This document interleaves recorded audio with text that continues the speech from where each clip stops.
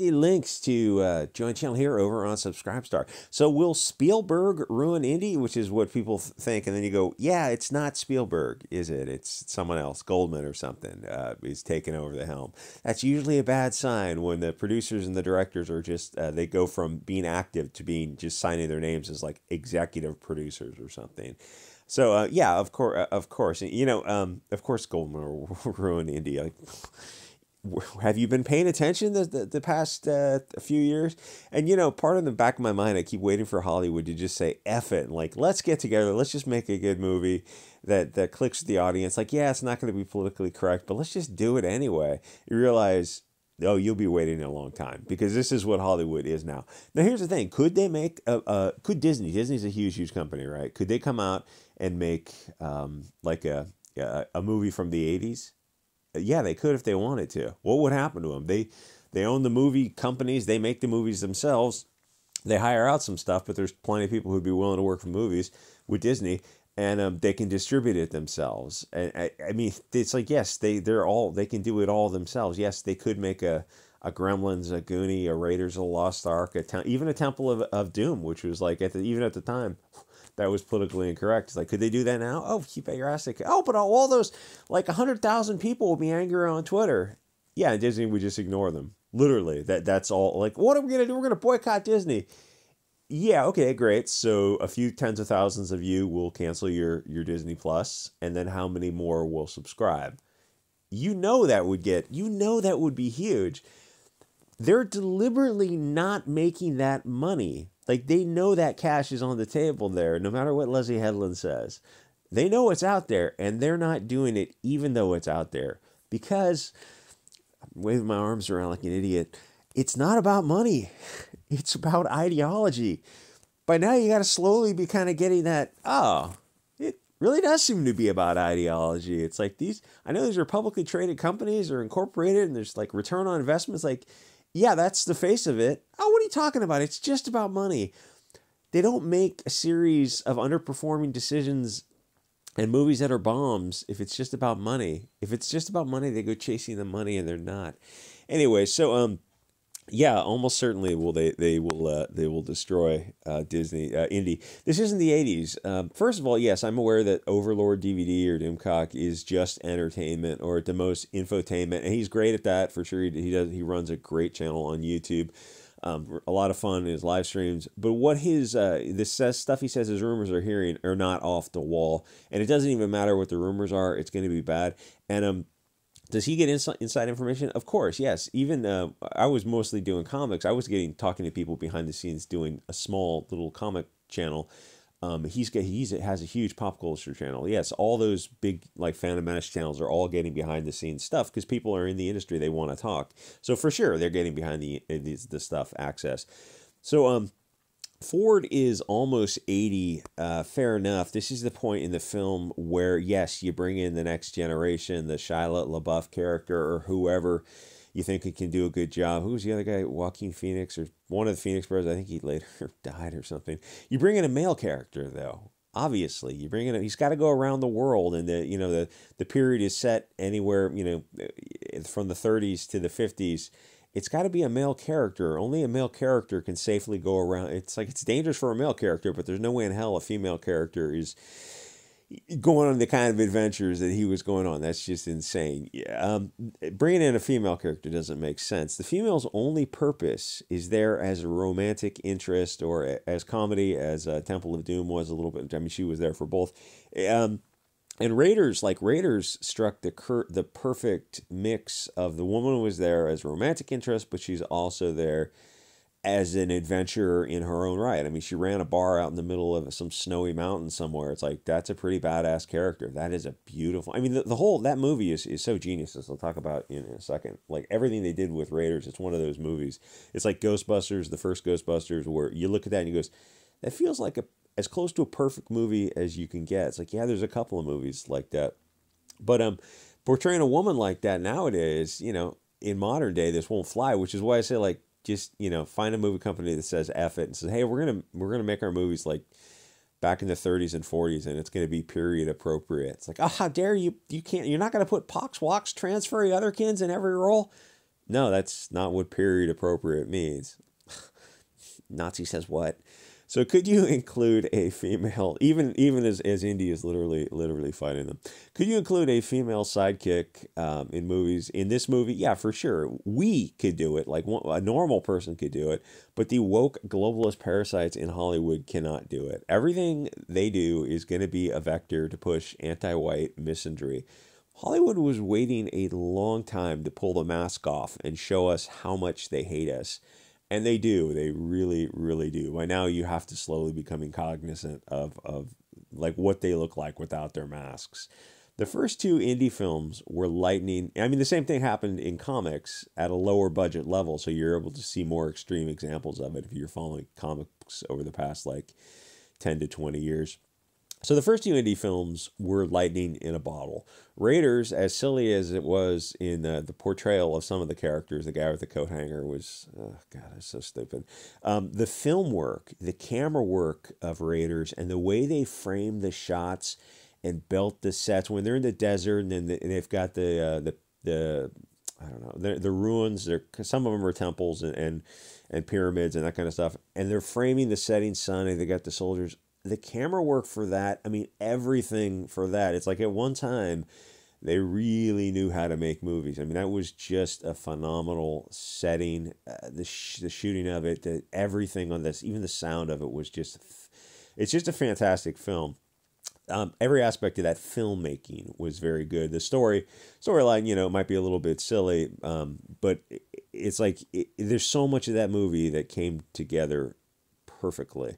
And the follow-up Temple of Doom was also an excellent film, but it was a bit more pure action adventure because for the Western audience, it dealt with a foreign religion people were not familiar with, at least at the time, where the first one had biblical themes in it, which people are, at the time they were much more familiar with. And even now people are still familiar with the biblical themes, probably more so because Keanu Reeves' Constantine came out and goes, is that in the Bible or something? But both boy, I think they're going to remake Constantine or maybe make a sequel. I don't know. But both were amazing films for what they were. And now that I think about it, I don't think it would have been so eager to... I don't think I would have been so eager to allow the passage of time in the indie universe. If you want to freeze the movie universe at a certain time or, who cares? There's a lot of suspension of disbelief that's already going on in the movie universe. You don't have to keep... Yes, the character ages up, but... It just doesn't matter if you want to stay in the 30s or 40s or wherever you were.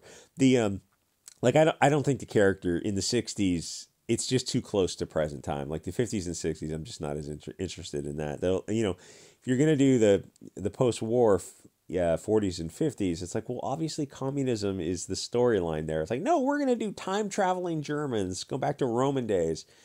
That's insane. That's insane. It's like, so 3 out of the 5 movies, you've been battling these same guys from World War II. It's like, you could go talk about the Japanese or the Russian communists or the Chinese communists. It's like, oh no, we can't portray communism in a negative light. Why exactly can't you portray communism? Oh, because Hollywood's actually communist. Oh, yeah, I guess that makes sense.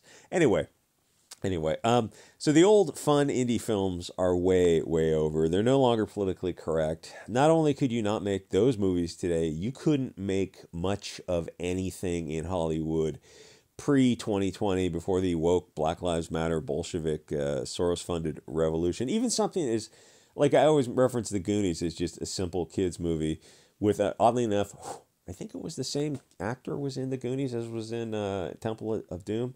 The guy who was just recently in a movie with Brendan Fraser, I think.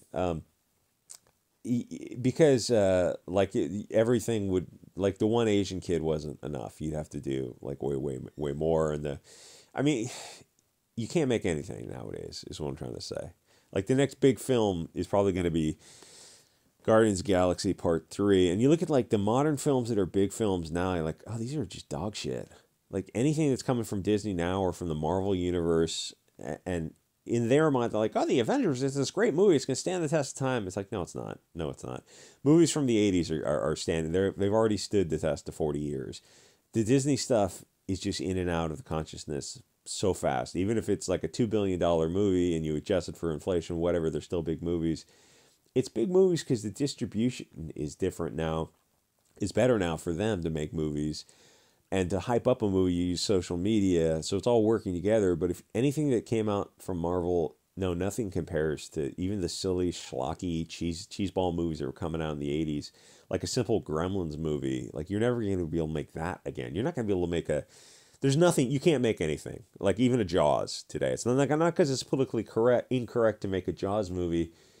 You just can't show a group of fair, light-eyed, light-haired people being good people and the protagonists and as in heroic roles, because the role of movies now is just full globalist cultural Marxism. They're not going to make any of those. Oh, hey, a stable family of European descent who's doing great things. Yeah, that's not what Hollywood is for. You bring that idea to them, and they go, oh, well, we need to make it Pox, Walks, Furry Otherkin, and swap out all these characters. Like, no, we just want to tell the tale of this English family that settled in America, and they're going on this adventure, and it's set in the whatever. It's like, yeah, it's just that family. It's like, this is the story we want to tell. It's like, well, Hollywood doesn't want to tell that story. They don't want to distribute that story. None of those things are going to happen. Anyway, we'll. So now they're going to put the stunning and brave Phoebe Walters, I think, in the movie. I don't know. It's insane. That's not women. That's not what women are there for in the movies. So is Goldman going to ruin it? Yes, of course he's going to ruin it. Everything's crap. Everything is a vehicle for them to destroy the patriarchy, the family, the tribe, the nation. All they know how to do is destroy. Part 4 worked because you had that was the space alien ones. That one they did mention communism once in the Russians. You had the perfect story. I mean, now you could do the Chinese communists if you want. Like, there's some temple in China that he's got to go, and the Chinese Red Army is going to destroy it. And it's like, oh yeah, we're not going to do that because obviously it's China, but still, you get the idea. I mean, that's the problem of globalism is you're so tied into all these other networks that the only person you can make look bad is going to be, oh hey, we're going to make the blonde hair, blue eyed people the bad guys again. Really? 3 out of 5 films fighting the Germans all over again. Like, doesn't that get a little old for you? Apparently not, because they keep doing it. Anyway, so part 4 worked because you had the perfect storyline. And I thought it was okay. You know, the space aliens were fine. You had the lady from the first film, and they had a kid together.